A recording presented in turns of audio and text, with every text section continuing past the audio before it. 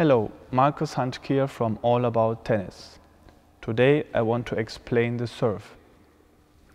First and foremost, this video will explain the process of the serve.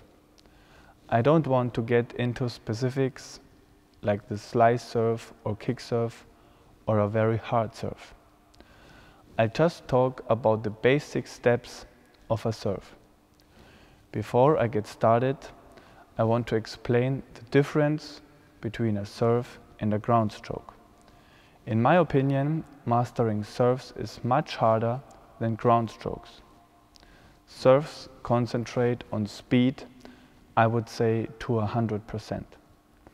That's the opposite of a volley, for example, or a ground stroke.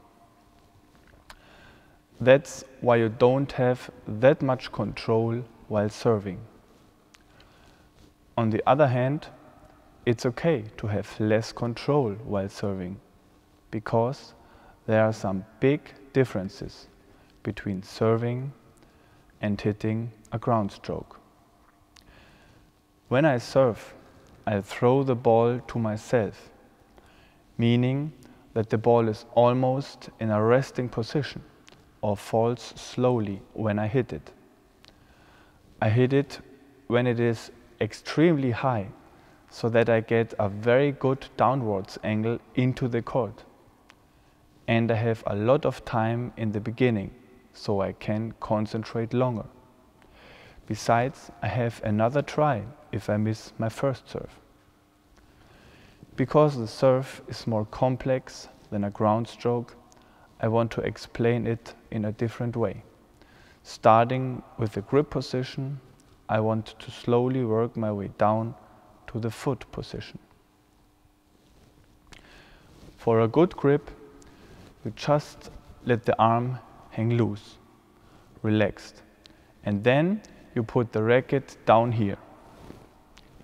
The racket surface is vertical to the floor, and then you grab the racket from the top. This is a very neutral grip. The racket surface neither points to the left or the right side. It feels like I could hit a nail with the racket. It's basically just a very neutral grip called continental grip. For many people, it's really hard and unusual to serve gripping the racket this way, which is quite normal. In the beginning, most players will produce too much side spin and therefore will lose control. That's why a lot of players use a forehand topspin grip to hit the ball with less side spin. When I hit the ball with the correct grip, the racket tends to be like this and the frame is facing forward. I get too much rotation in the ball and it just flies off to the left. So I need to turn the arm slightly while hitting the ball. This means I turn my arm and then slam the racket down quickly. There are also very, very good players that overextend their arm. That makes for a very straight serve. Still, turning the arm slightly is really important. Otherwise, I'll hit the ball too much sideways and it'll land out of bounds. So you need to pay attention to that. Now that I've shown you the grip, I want to continue with the swing of the arm. Basically, the arm does a throwing motion. You can compare it with a whip. I will start here and then bring the arm up into this position. That's very important. For an overhead ball, for example, I already start in this position, which is why in theory I could put the racket over there while serving. But this is not so harmonious, that's why almost everybody starts down here. Then the racket goes into this position. The side that hits the ball faces this direction. Basically, I'm looking at the frame when I look at the racket from here. From this position, the racket then drops behind my back. The racket surface which hits the ball points towards the back. While the racket head drops, my upper arm already starts the hitting motion. So this is like a whip. If I lash the whip forward, the top of the whip still falls back. And at the very end, the top of the whip comes forward with an incredible high speed. That's basically the top of the whip. I also turn my body around. Once again, after turning my body, hitting with my upper arm, my lower arm hits, and at last my wrist brings the racket head up. And that's what makes the racket head incredibly fast. Ultimately, this is a throwing motion that I've just explained. I'll show you again slowly. Racket in this position, falling in the back, turn, the upper arm hits the lower arm and the wrist, and the racket is up. Now I hit the ball and close my wrist immediately. I get a great amount of pressure, but I also lose a lot of control, accelerating the ball with every possible part of my body. I let my wrist fold, also close my lower arm again, continue to swing with my upper arm passing me on the left side. You can train these steps for the arm separately without using the knee or jumping. Like that, I let the racket drop and swing through. That's basically the whole process. I'm not throwing a ball yet, I just do this very relaxed. It's important that the racket doesn't stop behind the back. It drops down, and while dropping, I'm already hitting the ball. All right, let's move now to the turning of the body. I have compared swinging the arm or serving with a throwing motion. And when I throw something, I usually use my full body. I let the racket drop behind my back and hit it with the arm, but I support it by turning the body. That's why I can accelerate the racket head even more. So turning your body plays a very important role. When hitting the ball, the chest also points forward in the direction I want to play the ball. That's similar to the forehand. You face sideways in the beginning, and the left shoulder is in the front. You throw the ball and accelerate from turning the body. Then, whilst hitting the ball, the chest points forward. You try to hit the ball as high as possible, stretching yourself. Starting from the left foot, passing through the upper body into the right arm, into the racket.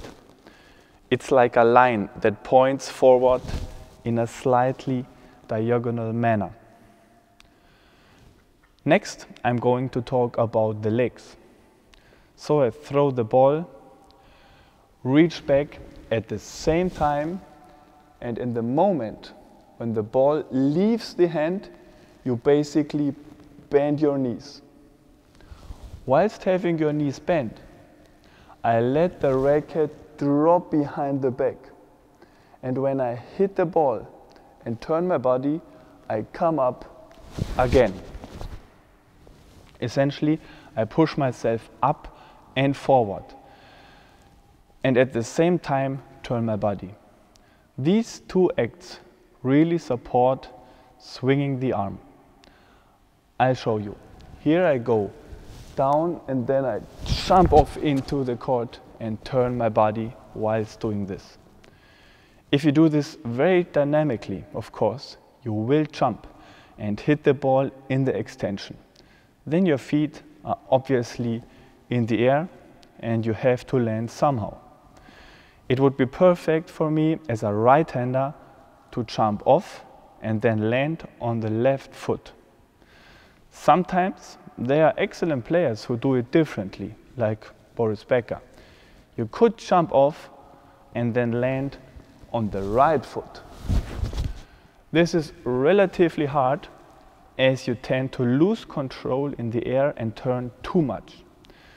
It's possible with a lot of training, but almost all players do it differently. It's much easier to jump off and then land on the left foot for a right-hander. So up next is the position of the feet. The serve is basically a throwing motion, so you should really be facing sideways at the beginning, just like you would when throwing. And you try to get a lot of swing from the rotation of the body. When I now position myself for the serve and I would draw a line between the tip of my shoes, this line would point towards the right for a right-hander, right past the point where I want to serve. So if I want to serve towards the left service box, the line would go through the right service box and could even point beyond the right service box. The back should be slightly facing the court so that I can turn explosively when I hit the ball and get a lot of power from the body rotation. Professional tennis players use different techniques while serving. Some have an initial position of the feet and remain in that position until they jump into the court. Others don't remain in that position, but pull up their rear leg before jumping into the court. Both versions are okay. Personally, I pull up my rear leg, so the risk to make a footfall is a little higher as I may be stepping on the line. But I also get a little more movement to the front. Regardless, the other version is also very good and you can choose what you think is best. There are pros that hold their initial position and there are pros that pull up the leg. If you don't do that, please keep in mind that your feet shouldn't be too far apart. When you bend your knees, you should be leaning forward. If your feet are too far apart now, all of your weight is on the left leg. And of course, it's really hard to come up explosively. So with your legs closer together, you can distribute your weight more evenly. It still should be mainly on the front leg, so you can nicely push yourself up and into the court. Finally, I want to talk about throwing the ball. You want to throw it in a controlled manner. To do that, the ideal way is to hold the ball with the top of your fingers. Not the palm and not the fingertips. Have a straight arm while throwing the ball. When you bend the arm, you will suddenly throw the ball backwards. I start the throwing motion from the left thigh with a straight arm. Depending on the type of serve I do, I throw the ball differently for a first serve, slice serve or kick serve. But I won't explain this in the current video. That's all there is to say about the serve. I hope you enjoyed the video. If you liked it, then give me a thumbs up or subscribe to my channel. Thank you and goodbye.